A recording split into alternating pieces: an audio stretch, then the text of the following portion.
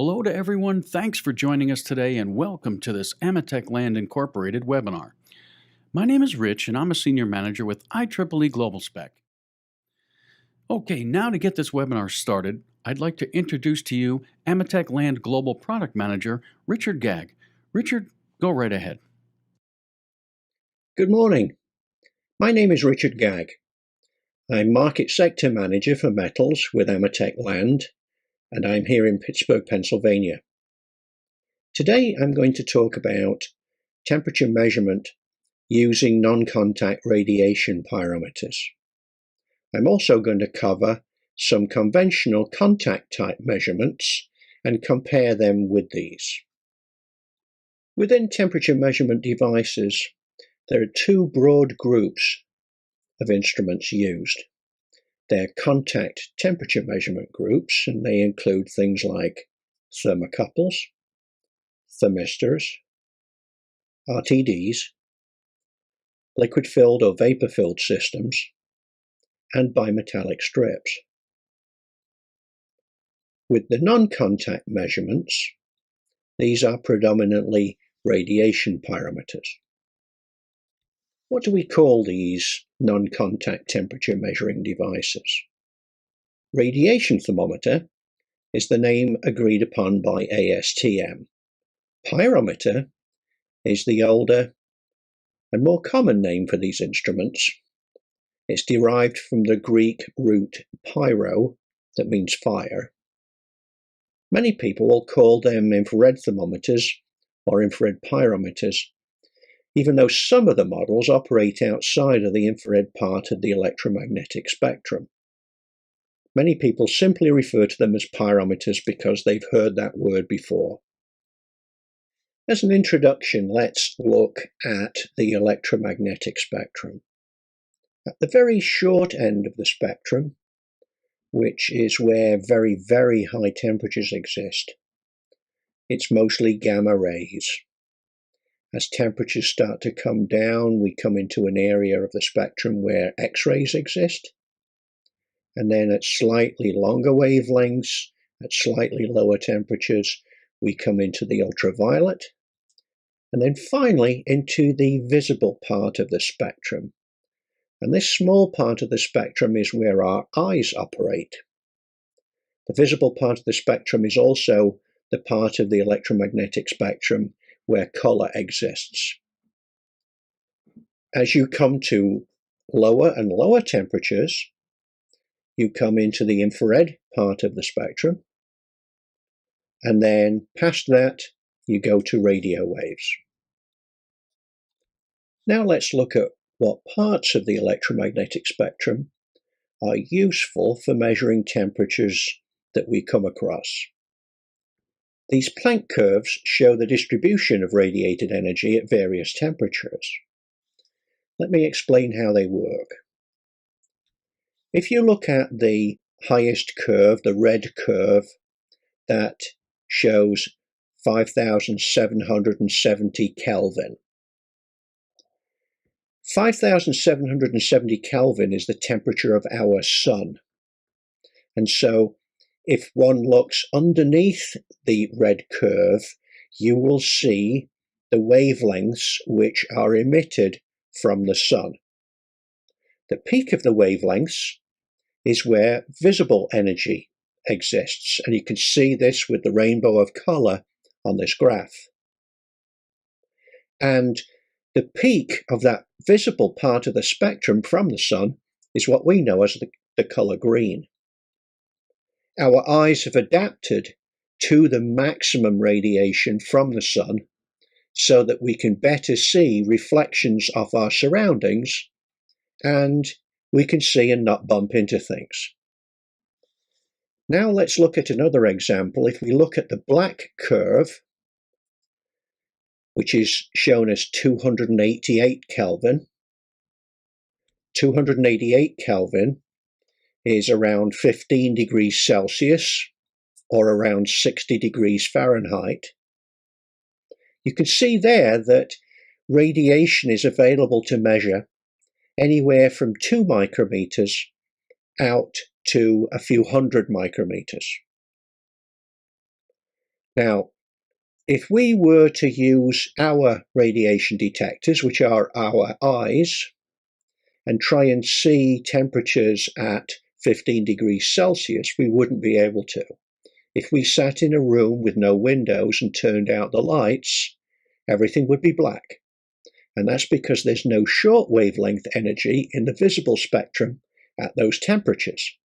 And so a designer of a radiation pyrometer for those lower temperatures would have to choose slightly longer wavelengths enabled to use and measure this energy which is available. Here we see a representation of a pyrometer looking at a hot object. Radiation from that hot object travels to the pyrometer, is focused by the pyrometer's lens onto a detector, and then that detector, through an amplifier, quantifies that energy into a temperature reading. All objects above absolute zero, which is 0 Kelvin, which equates to minus 273 Celsius or minus 460 Fahrenheit, all of those objects will radiate energy in the form of electromagnetic waves. And so the pyrometer measures the object's temperature simply by looking at and receiving the emitted energy arriving from that target material. In the next few slides, we're going to talk about emissivity. Emissivity is the ability of an object to emit or radiate its temperature energy. A perfect emitter, something which is able to emit 100% of its energy, is known as a black body. In this representation, we can see this object. Internally, it has 100% energy.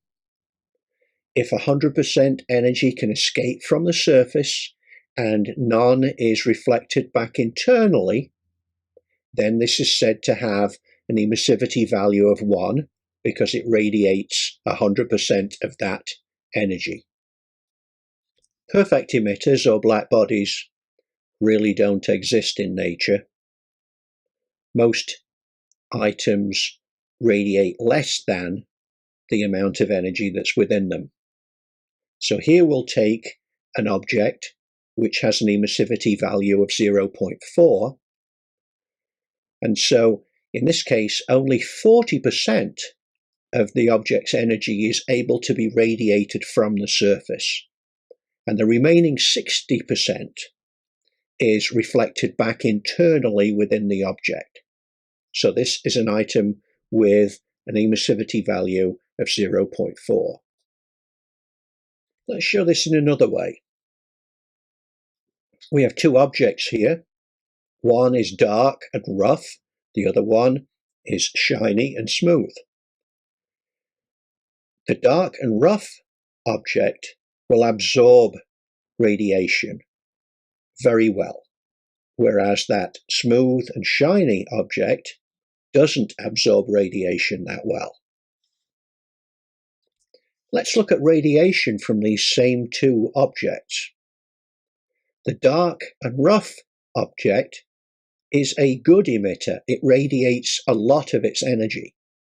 Again, the shiny and smooth object doesn't emit much of its energy. And so good absorbers are also good emitters, and poor absorbers are also poor emitters. So let's look at some of these examples in the real world. In the upper photograph, we see a strip of aluminum in a hot rolling mill. And in this photograph, our eyes show us that it is very reflective. Emissivity equals 1 minus reflectivity. And so if something is very reflective, it is not very emissive. Conversely, in the lower photograph, we see coke on a conveyor belt, and our eyes show us that it is dark, rough, not very reflective, and therefore it has a high emissivity and a low reflectivity. So again, emissivity equals 1 minus reflectivity. In this slide, we see emissivity value examples for common materials. So we see that unoxidized steel, think of that as liquid steel, has an emissivity of 0.35. Whereas if it is oxidized and rough and dark, then it has a higher emissivity of 0.85. So it's emitting 85% of its energy. If we look at aluminum, unoxidized aluminum is a very low emissivity, around 0.13. And fully oxidized aluminum has a higher, but still not very high emissivity of 0.4. Now the next two, copper, are quite interesting. You'll see that oxidized copper, and think of that as copper that's dark and covered with verdigris, has a very high emissivity value of 0.8. However, if you clean that copper and polish it up and think about a shiny copper kettle, the emissivity value is much, much lower, 0.06. Only 6% of the energy is capable of being emitted from the surface. Finally, the last three examples on here are non-metals, brick, asphalt, and asbestos. And here you can see that they all have quite high and stable emissivity values. So what are some factors which can affect the emissivity of an object? We've already seen in the previous table that something which is unoxidized or very oxidized can have a different emissivity value. So that's surface condition. We'll cover these in a little more detail in a few minutes. Also, the operating wavelength that we work at will affect emissivity values on some materials. The viewing angle to the surface, and then also the temperature of the material. If the temperature of the material is extremely high and it starts to glow, the emissivity value will tend to rise. So let's look at surface condition here for one material, stainless steel. So with an unoxidized surface, very smooth, shiny, the emissivity is 0.3, only 30% of the energy is able to be emitted or radiated from the surface. If it becomes lightly oxidized, the emissivity goes up slightly, and if it's heavily oxidized, it goes up considerably. Now let's have a look at how the wavelength of the pyrometer that's being used can affect the emissivity setting that you need to use with that material. So there are some common infrared radiation pyrometers out there operating in the infrared part of the spectrum between 8 and 14 micrometers. And if you use one of those to look at molten iron, the emissivity value is quite low at 0.1. As you get to shorter wavelengths, so let's look across to 2 micrometers, you'll see that the emissivity value of that same material is now much higher at around 0.23. And so the emissivity has risen considerably at that shorter wavelength. Now if we look at 1 micrometer, which is a very popular wavelength for high temperature items, we'll see that the emissivity has now risen to 0.35. So it's capable of emitting 35% of its energy now. If you go even further and out of the infrared into the visible part of the spectrum, to a shorter wavelength of around 0.55 micrometers, you'll see that the emissivity value has risen now to 0.45, which is a huge gain over 0.35 at just 1 micrometer.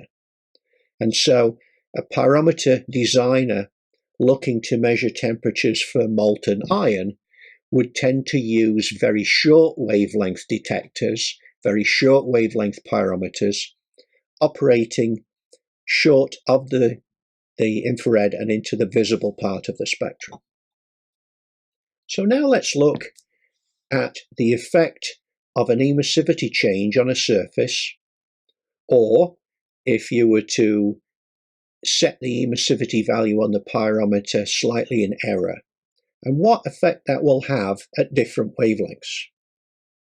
So let's look at that top blue curve, which is the long wavelength pyrometer for 8 to 14 micrometers. If you had an object at 500 degrees Celsius and you made a 1% emissivity error in setting, or alternatively if the emissivity of the object changed by 1%, then you could expect to see a temperature change on that item of almost 4 degrees Celsius at 500.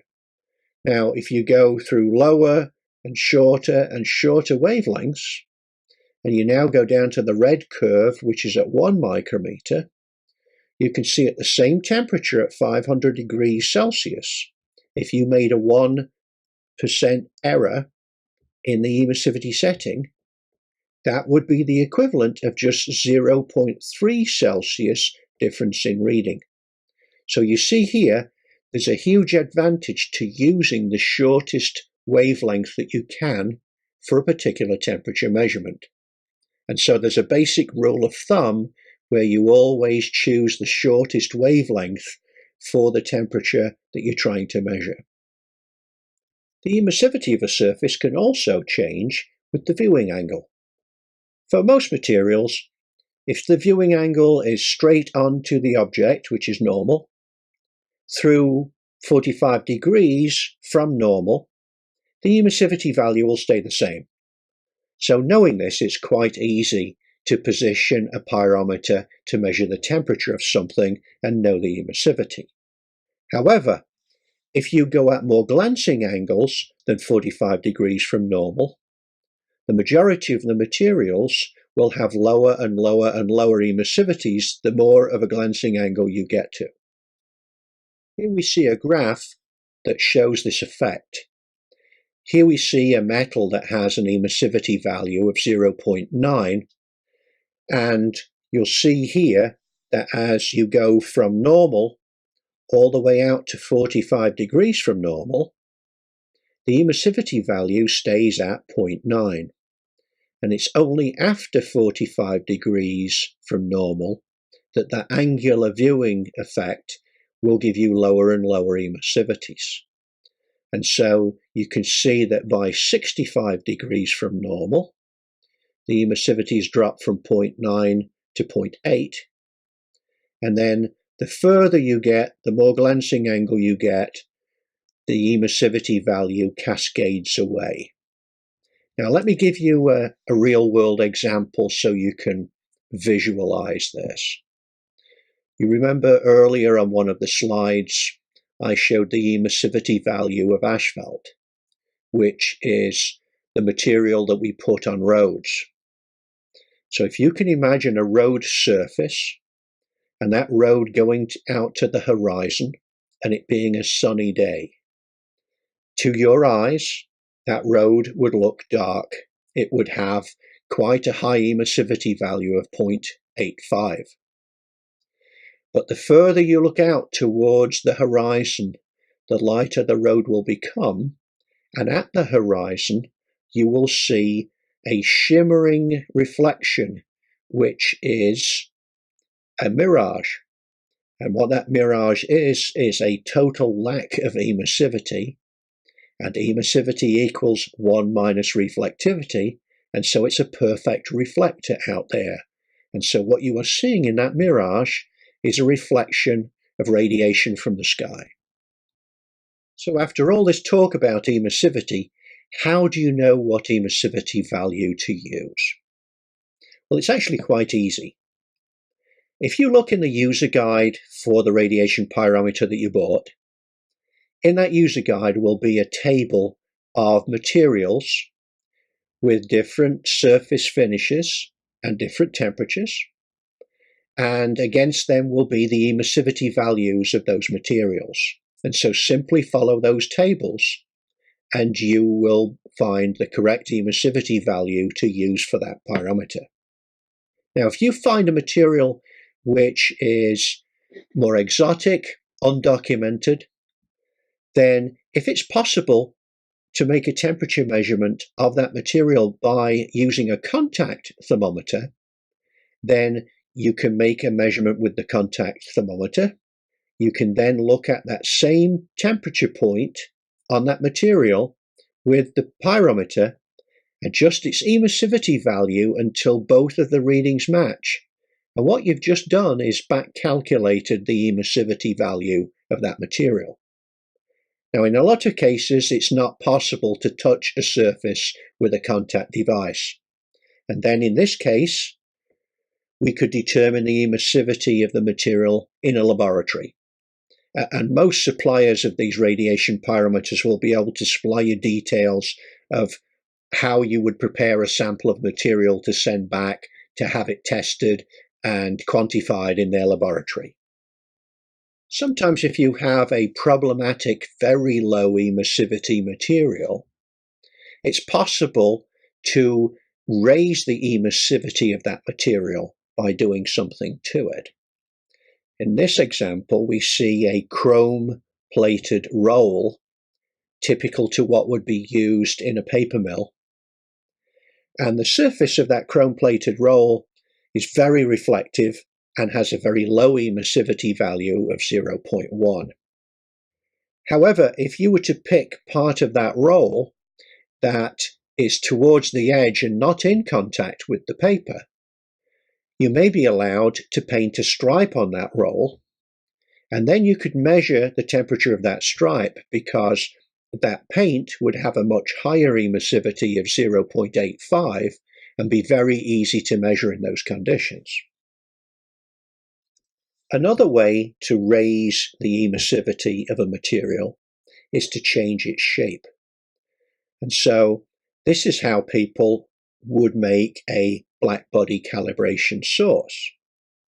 They would take a material like silicon carbide, which may have an emissivity value of 0.85, but then if you produce a cavity within it of at least 6 diameters depth to the diameter of the cavity, the multiple internal reflections that occur within that cavity will integrate together to give an emissivity value of almost 1, in this example 0.99. So this is how manufacturers produce blackbody calibration sources, and they have typically emissivities of 0.99 or even higher, 0.995. Similar cavities exist in the real world. So here in this schematic, we see a segment of a round process roll in a hot rolling mill. And you see a piece of hot steel that's emerging from being rolled by that roll. And the gap that's between the surface of that roll and the surface of the hot metal is known in industry terms as a roll nip or a wedge. And that cavity, through multiple internal reflections, integrates the emissivity to a much higher value, close to 1. And so, for instance, if you had an operation that was rolling different emissivity materials, that cavity and measuring into that cavity would get you around having to change the emissivity value as those different materials were rolled. In this thermal image of a down coiler in an aluminium rolling plant, we see the strip coming towards the coil and then being coiled up at the end of the line. This thermal image is showing us the thermal radiation emitted from that coil and the strip. And what you see as that very bright, shiny line, that yellow line, is the enhancement of emissivity in that wedge area. It's not that the temperature is higher in there, it's that the aluminum, which has an emissivity of 0.13, in that cavity has an emissivity of close to 1. And so it's emitting much more efficiently, and it's a very easy measurement to make compared with looking at the strip where there is no cavity. If there isn't a cavity, you can make one. So this device is known as an emissivity enhancer. And these are widely available, and they fit onto the front of radiation pyrometers. And what you have here in cross section is a gold plated hemisphere. That gold plating on the surface is extremely highly reflective, which will cause any emissions from the surface to bounce around inside that sphere. They'll integrate together, and then they finally escape through that very small aperture at the top of the hemisphere onto a detector and are measured. And so you can change the emissivity of a surface simply by using a device like this and bring the emissivity value up to a very high value, close to 1. Here's one of these emissivity enhancers being used in an aluminum extrusion plant. And so in the top left photograph, you will see a round billet of aluminum that is just exiting a billet reheat furnace. It's exiting at around 500 degrees. The first thing you see is that it is not glowing, and that's because the emissivity is very, very low. And so it's not able to emit its temperature. The second thing you can see is that the sides of the billet are all different kinds of finishes. So some shiny on the front face, rough with scratches and things on the side faces. So there's variability in that emissivity also. You'll see in the side rail of the line here mounted a gold cup hemisphere device, an emissivity enhancer. And in this particular case, that is connected via a fiber optic back to a remote detector and amplifier. And so regardless of the emissivity finish of that material, you make a very constant and high and good temperature measurement. Now let's look at a typical pyrometer and what goes into its design. So we'll see that this transparent area here is the body of the pyrometer itself. Within the pyrometer is a radiation detector. Usually in front of the detector is some form of a bandpass filter, which will allow you to tune the response of that detector to certain wavelengths. In this particular design now, we have a front-faced mirror, which is simply bending the ray cone towards the lens. We have a lens, a protection window, and then we've got a representation of the pyrometer's field of view going out into the distance and then looking at a hot target. In this schematic, you can see the same pyrometer looking at that hot target. And what we're showing here is that with a conventional monochromatic pyrometer, the temperature reading is coming from averaging the temperature of everything in that target spot. And so you want the hot target to be larger than the target spot so that it's not also averaging background temperature into the readings. In this schematic, we see the same pyrometer, and now it is looking at a hot target which does not fill the field of view of the pyrometer. And so what this monochromatic thermometer will do is it will measure the temperature of that hot target, but also within that measurement circle, it will be averaging lower temperature from the cold background, and it will be giving you a falsely low reading.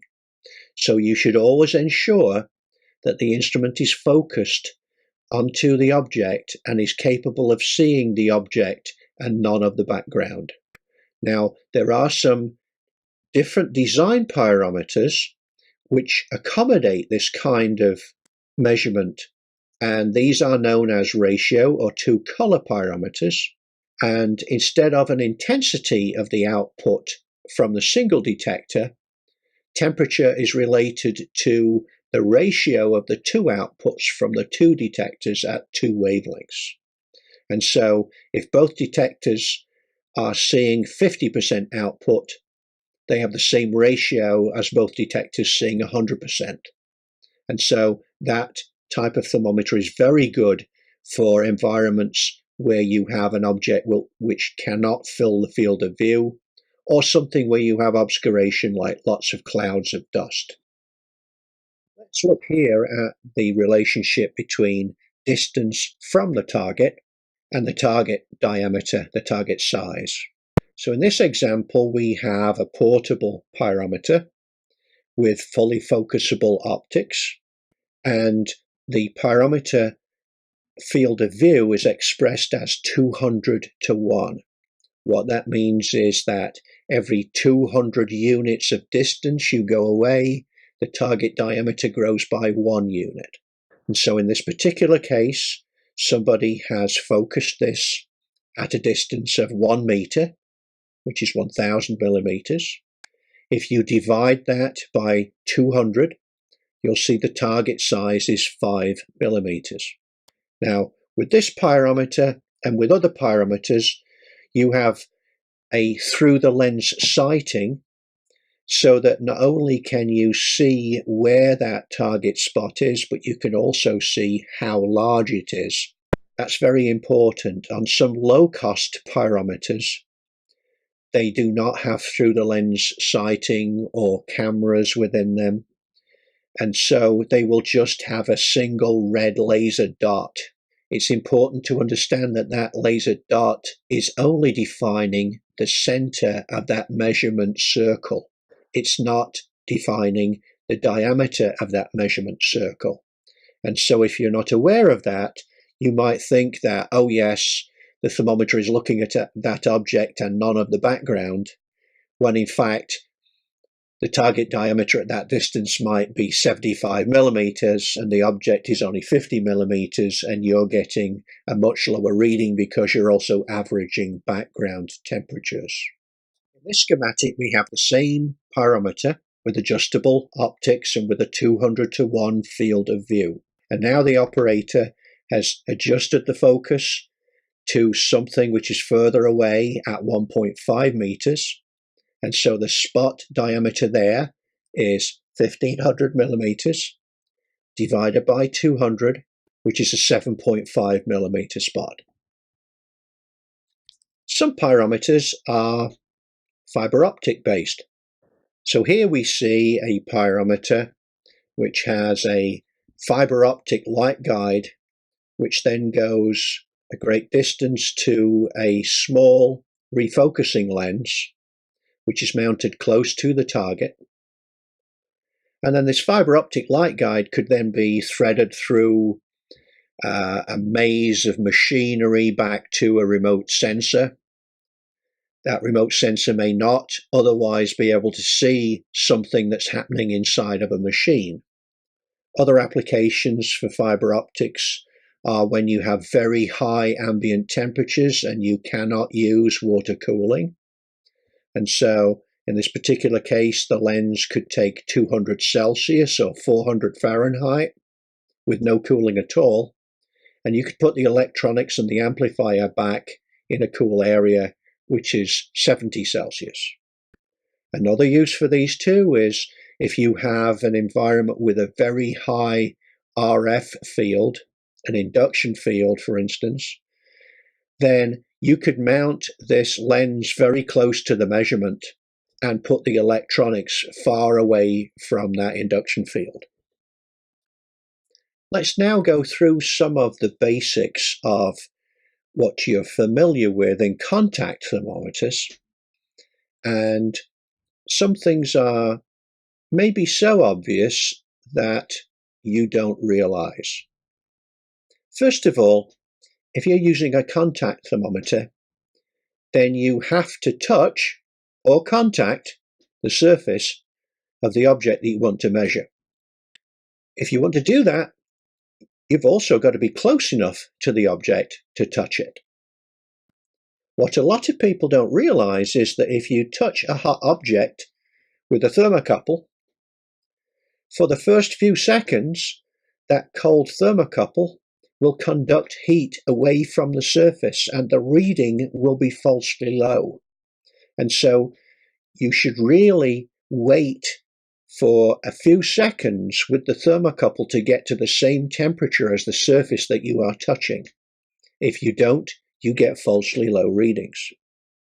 In a similar way, if you're trying to measure the temperature of a very cold object, then that thermocouple can conduct heat to the surface and warm that area, and the reading that you are getting is falsely high.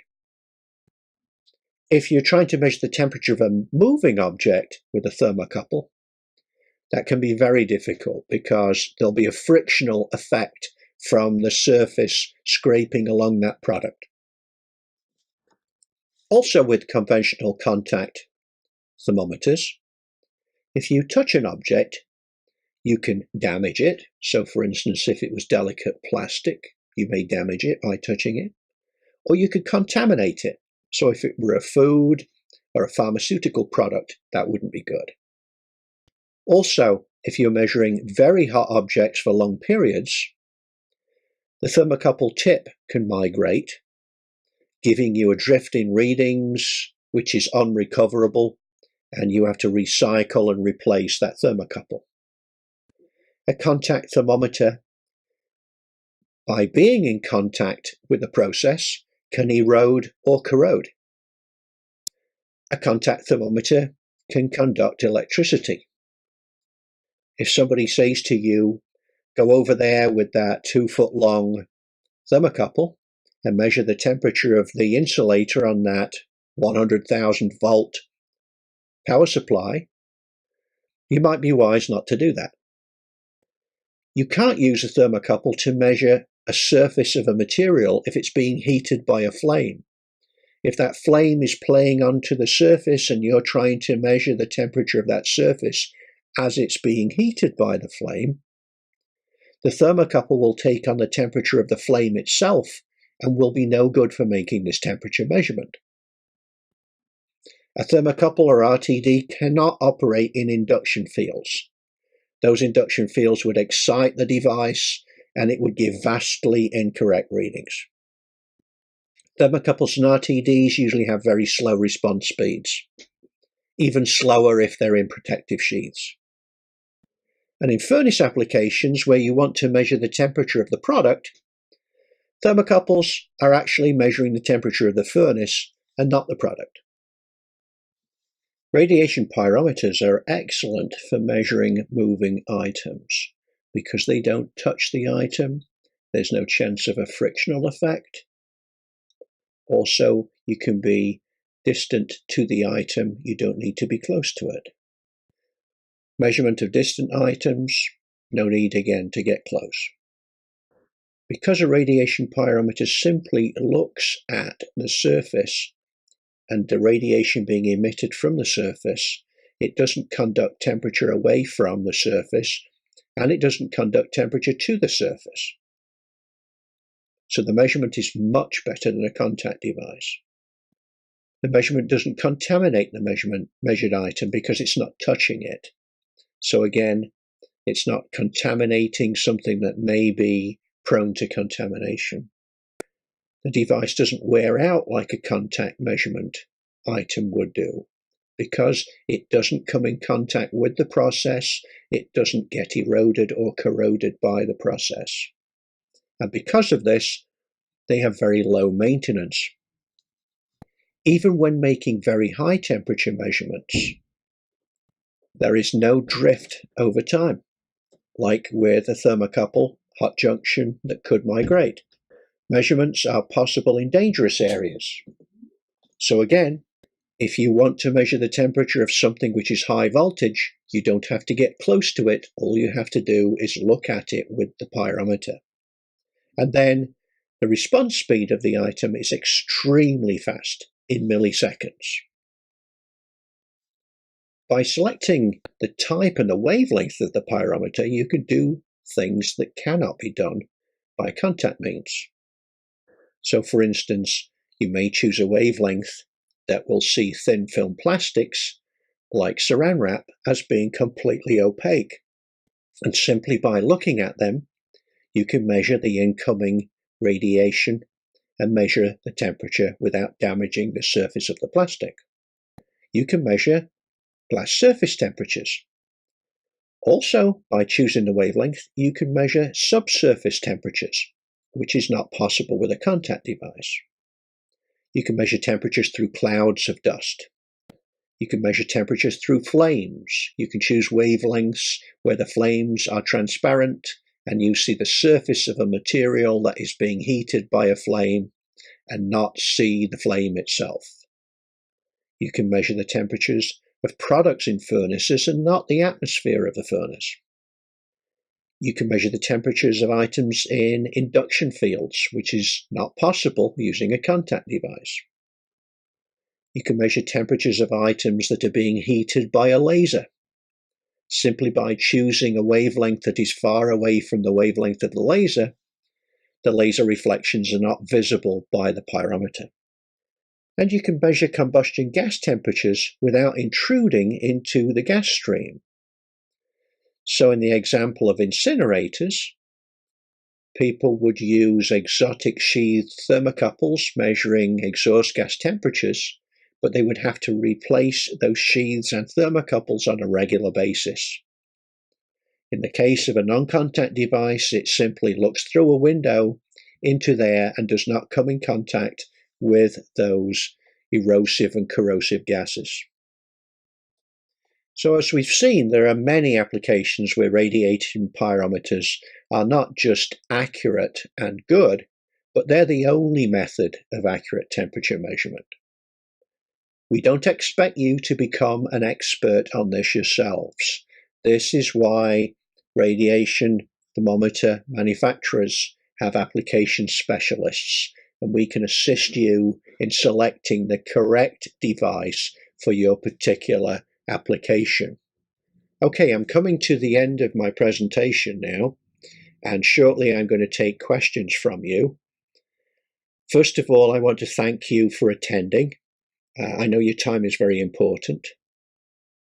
Also, there will be a link sent to everyone for access to this presentation if you need to view it at a later time.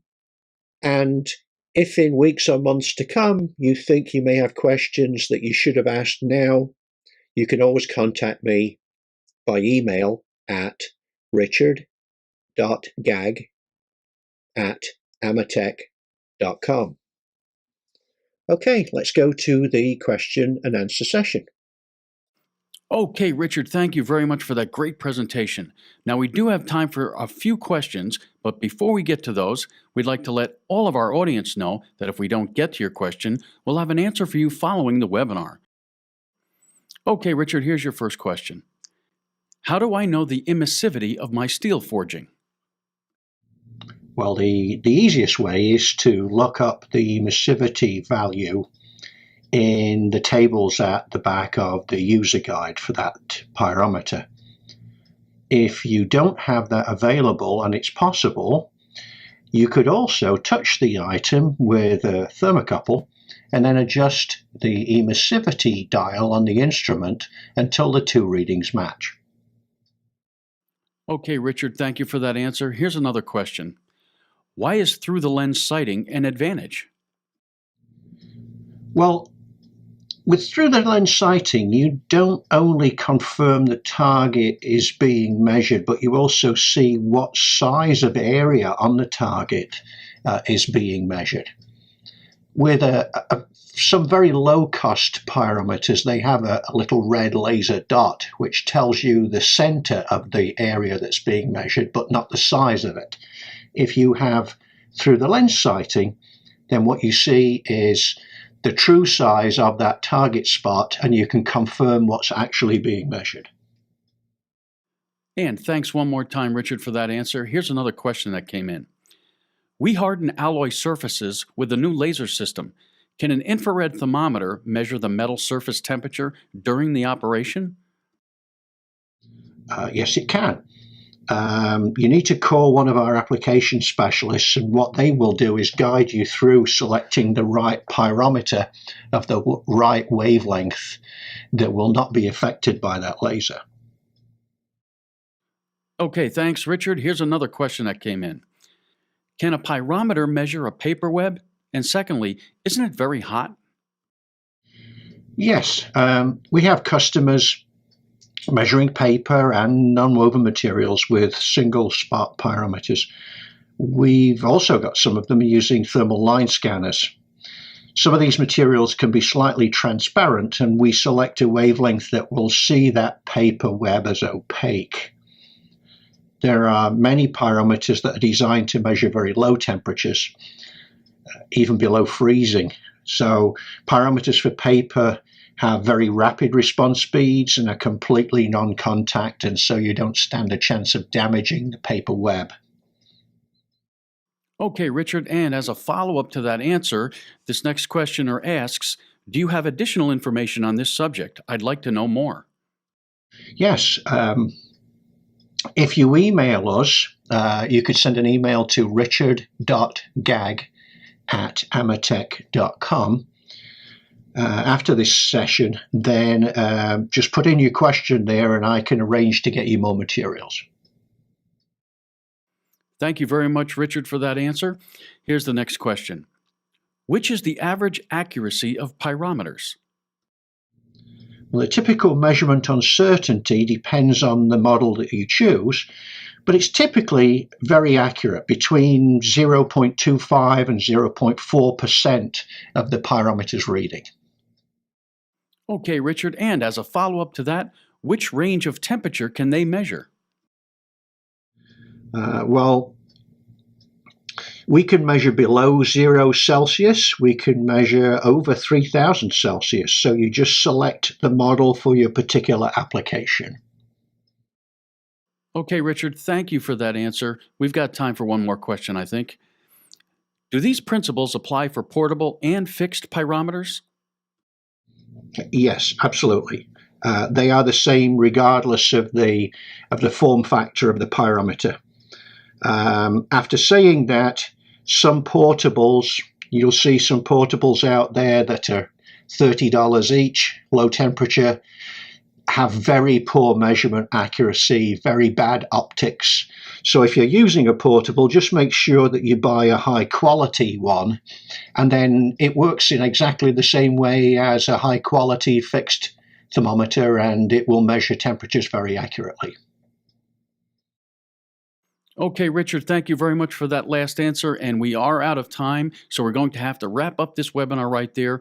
Richard Gag, thank you very much for sharing your expertise with all of us today. Thanks again, take care, and have yourselves a great day.